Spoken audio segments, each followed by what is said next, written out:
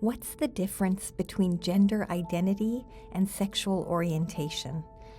Another common question is how gender identity impacts sexual orientation. Some people might wonder, if a person is transgender, does that also mean they're gay? To help us understand the difference between gender identity and sexual orientation, physicians who practice in this area remind us that gender identity and sexual orientation are independent characteristics that also typically develop at different times in a person's life. The formation of gender identity can start very early. This can be one of the first real self-identifying factors that a child might feel.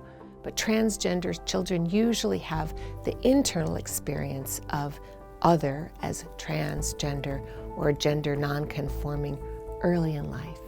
People will tell you that they knew when they were 4 years old. I've heard as young as 18 months old where they knew that they weren't, their gender didn't match their assigned sex at birth. One of the factors driving the confusion between gender identity and sexual orientation is that in the English language, we often use a single word, sex, to refer to both gender and sexuality. Because of this, some people become confused and think that transgender children are somehow expressing their sexuality at an early age, when in fact, they're just telling us who they are in their hearts and in their minds.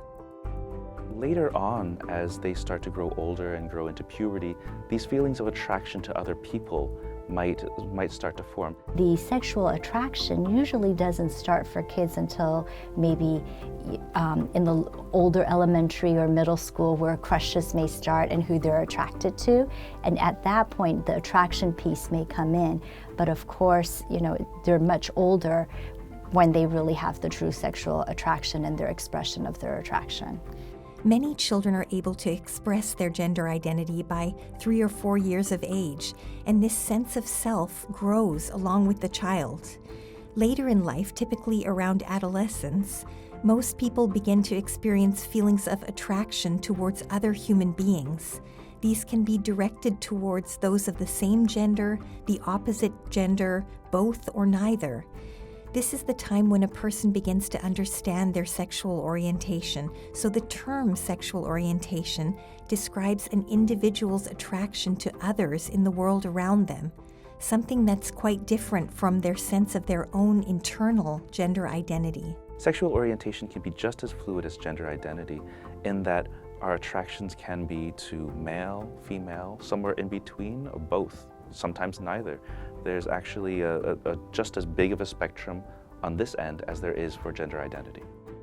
Even though the spectrum model has been proposed for understanding both sexual orientation and gender identity, Western society has struggled to accept the concept of a continuum when it comes to these variables. We tend to like to categorize things. Maybe this is a way of trying to make sense of things we don't feel we completely understand.